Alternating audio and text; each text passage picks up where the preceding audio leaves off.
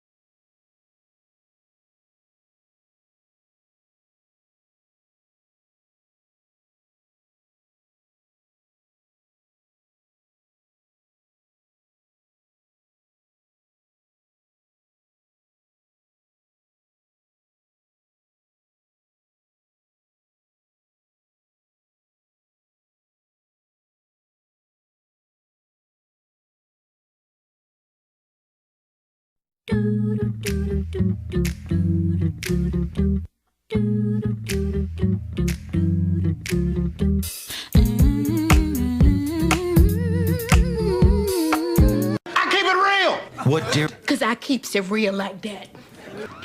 I keeps it real.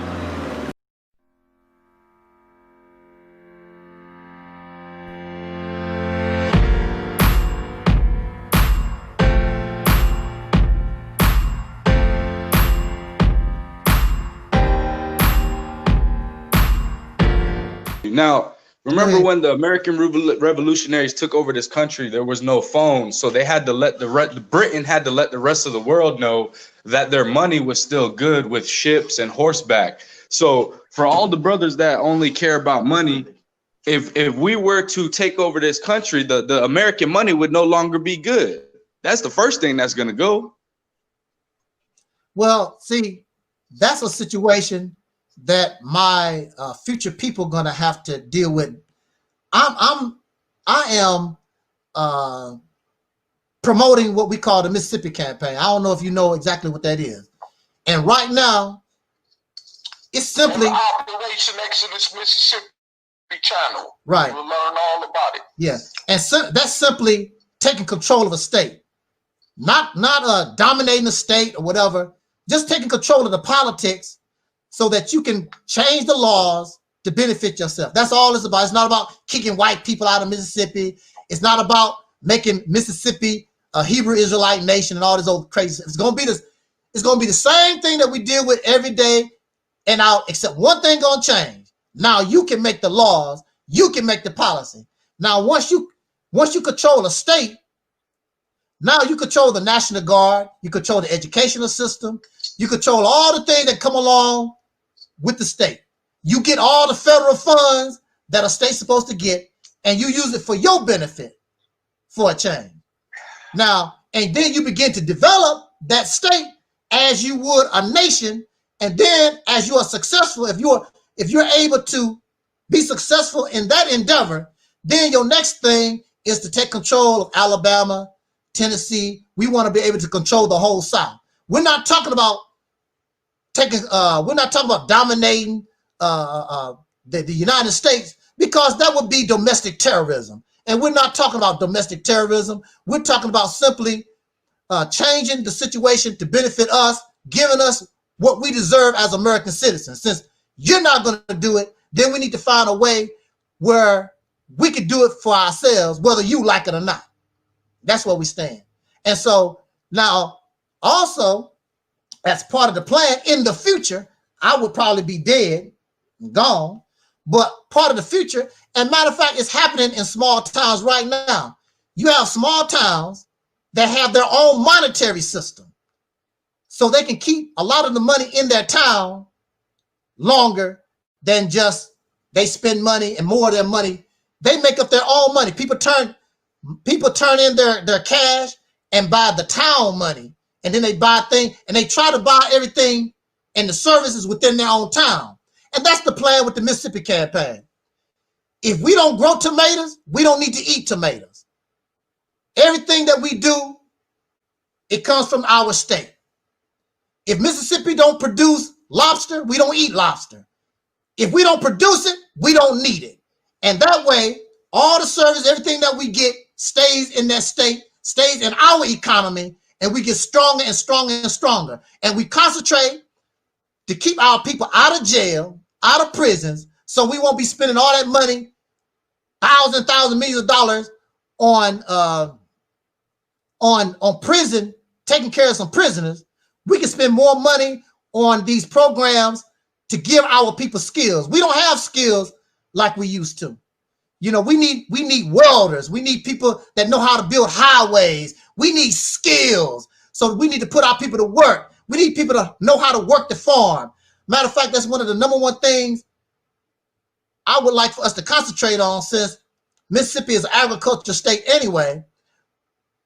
Concentrate on, and you need food. So we want to become the #1 producer of organic food: milk, meat, vegetables.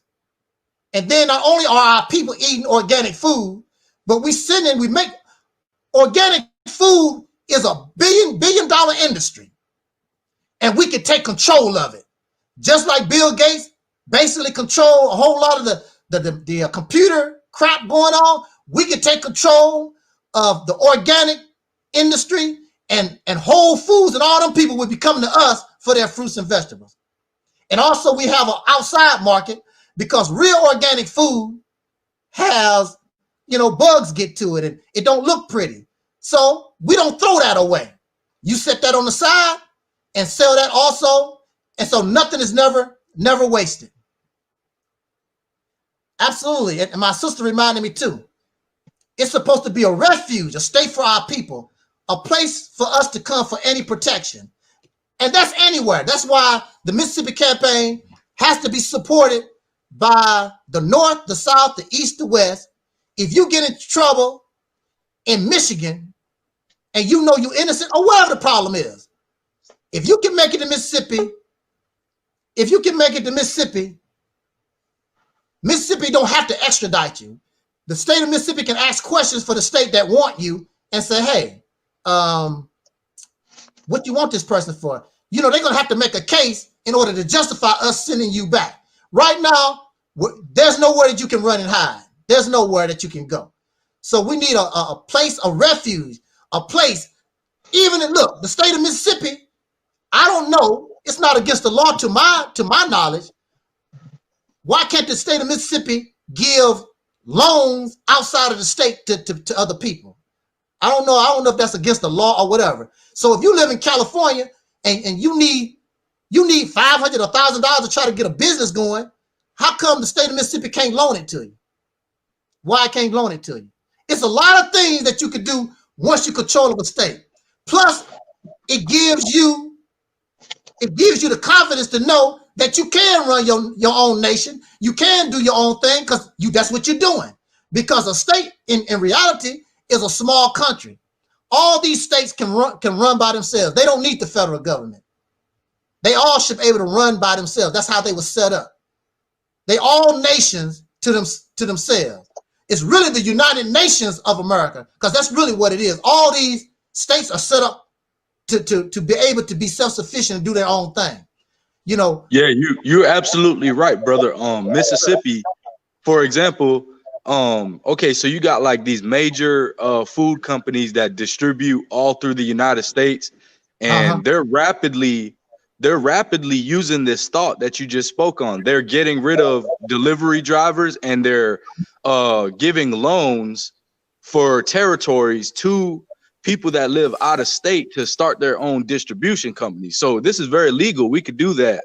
And it's very interesting to me how we all basically used to be forced to be farmers, but we can't farm anymore. If we get that skill back, you need that. You need to eat, and you need to eat good. You know, we eating all these different chemicals and whatever. I want to be able to produce my own food. I want to be able to go and look at corn and look at cows and say, look, that's mine. And you know how it was raised. You know how it was, how it was produced. I want to be able to do that. I want people to come to the state of Mississippi, and no matter where they go. And see, the main thing is, in order for all this to be true, we cannot have the mind that we have right now. Right now, we have this slave, Negro, selfish, arrogant ass type mind. It's not going to work. It's not going to work. So, hey, brother, if I may, go ahead. When we were specifically chosen by these slave traders, we were specifically chosen because they could have went and got slaves from anywhere else. They could have got slaves from Europe. They could have got slaves from Asia, but they specifically chose our people because we were farmers. We were cultivating the land, and they classified us as cattle. So it's almost like, okay, you know how they're using all these apps and all this stuff to automate these things now, registers that could ring themselves up. They had us as cattle animals that could work a farm. So they got a cow. A cow could produce milk, but you got to go and get that milk. You got all these different animals. You got all these different crops, but we were classified specifically as cattle because they wanted us to be looked at as animals that could automate a farm. I'll tell you something else. The main reason I believe, I don't know, that melanated people were chosen for this task of slavery more so than anybody else. Yeah, sister Young Pappy said it's also because we was the most resilient. That's true. But also, when you're in the business like this, you don't want a rebellious animal. You want one that you can beat and make tame as quick as possible. You cannot make all animals pets. They try to do it. You can't make all animals pets.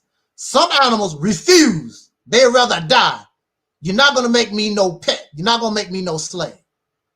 There are animals, if you put them in the zoo, they refuse to reproduce. They're not going to do it. You got me in this zoo, and I'm going to be the first and the last. They're not going to reproduce in the zoo. They're not going to do it.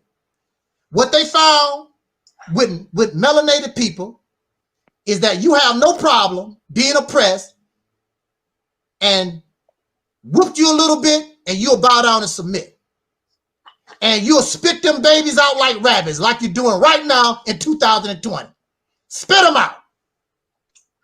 And these pro-black folks justify by saying, I'm building my own nation. Negro, you don't have no nation. You know, that's just like saying a bird. Birds build nests first before they put eggs in it. You talk about you build a nation. You got to build the nation first, then you put the eggs in it. Then you spit the babies. When you spit babies out, living with your slave master, with the oppressor, your babies benefit you. I mean, the oppressor more than they will ever do you. And you can teach them black power. And just like you and me, I can holler black power and we can talk about comedic all we want to.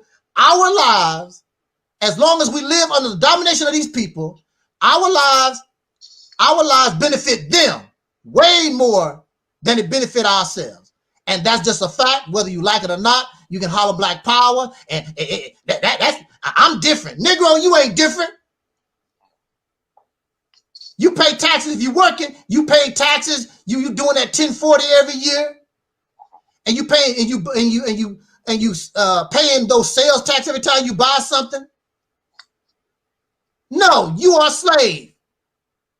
And so the thing about the Mississippi campaign, give me a chance to benefit from myself. And you know, I'm gonna tell you, there's nothing they can do that can stop us if that's what we want to do. The only thing stopping something like that is ourselves. because we have a slave-like mentality. And actually, to be real, I believe a lot of us are very scared to go on our own. Because if we go on our own and you mess up, you can't blame the white man no more. You can't talk about the white man conspiracies and all these type of things. No, you can only blame yourself. There's nothing they can do to stop you. Next thing you know, you control Alabama. Next thing you know, you control. And then when the president come up for re-election, now your vote counts. Now you got power and influence. Now you got some power and influence. When you talking Africa, now you got power and influence. Now Africa will really listen to you, take you serious. Matter of fact, you will be taken serious all over the world. And not only that, you pull this off, people around the world like, how the hell did some Negroes that snort crack all damn day long and weed and, you know, all these old stereotypes that they got for us, how the hell did them Negroes come out of that and now they control 6 or 7 states? Right, sister.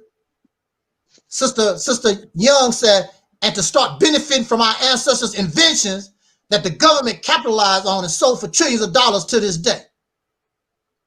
See, as a state, you can sue and have a better chance of suing the government as a state.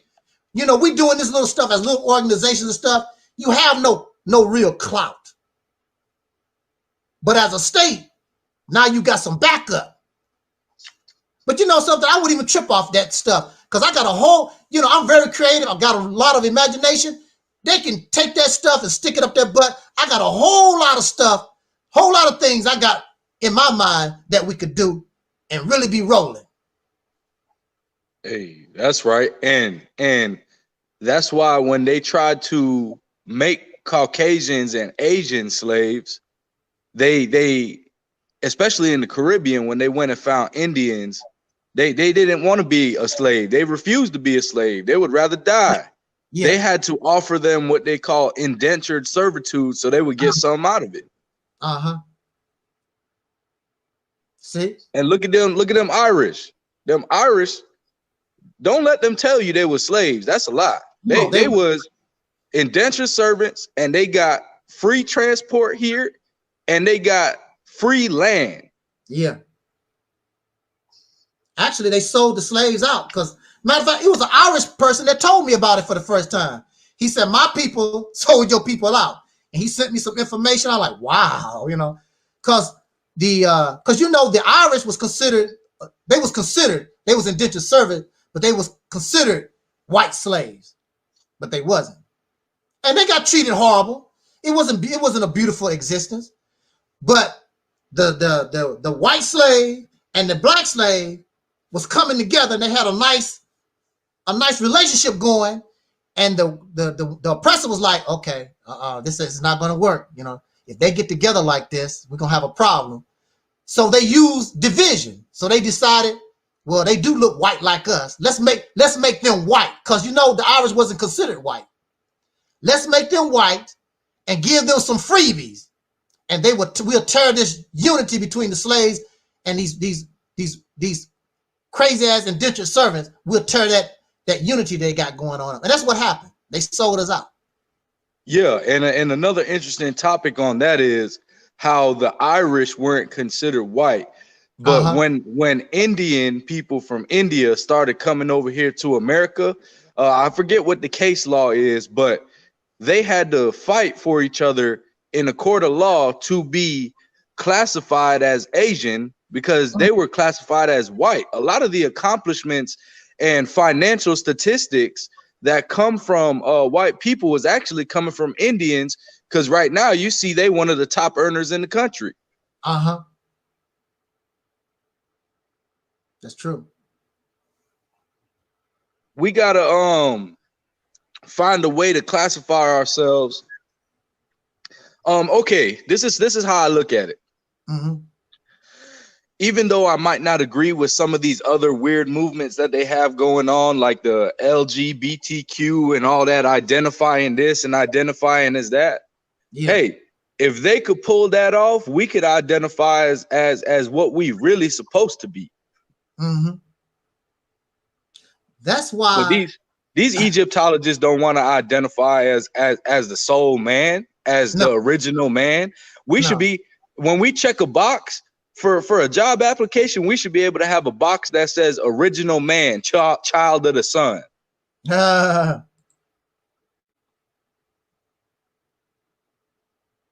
That's why on this platform, I feel as though soul brothers and sisters, soul people, soul man, soul woman is the best label and identity, because it has nothing to do with race. It embraces everything. No matter where you come from, the only requirement is, are you a descendant of slave, born in America? Was your people once called Negro? That's all. It don't make no difference if you Kemetic or you think that you came from Egypt or whatever. It don't make no difference. Now we're under one umbrella and we move forward on one foundation. And also, what I love about soul brothers and sisters, it take us out of the race crap. So I can talk about white people or whoever as hard as I want to. They cannot call me a racist, because I'm not saying I'm not black. I'm not talking that black stuff at all. So how you gonna call me racist? I just said my foundation is not black, and the simple definition of race is supposed to be a racism is supposed to be one. A race is one who believe that their race is superior to others or something like. Well, I don't believe. I'm not into race. I'm into tribe. I'm into nation. This is my tribe. This is my nation. So see, so you give your enemies less ammunition to mess with when you do that. But when you talk black power, the first thing they're gonna do is say black identity extremists. They full of hate. All the try to do the reverse on you. But see, they can't do that with me, because this platform, we don't do that here. We don't talk about how superior my melanated skin is, and I got a third eye and all this kind of stuff. We don't talk about that here. And how hey, you're right. You're right. I like that approach, because when you go to some of these other platforms that they like to speak on black issues and stuff like that, but they don't want to be free, like you said. If you start to say anything about white people, they will turn against you. They'll be, oh, my kid's white, this and my girl is white. So you're absolutely right, and I'm glad you said that, because it gives me a different avenue to go down. Also, you got to look at who you're dealing with. Our people, this group of people that we're from, they're not really interested in all that black power stuff. They feel it's outdated, and they're not interested. Nobody in my family talks about they don't talk about no Pan-African, they don't talk about Africa. They just want to live a life. That's all. So if you want to be successful, you got to go and deal with people from the mindset that they are at. If you want to try to change them into what you believe they should be, you're gonna be waiting a long time, because and plus it's never gonna happen. It's not gonna happen. We are diverse. I respect you, brother, for who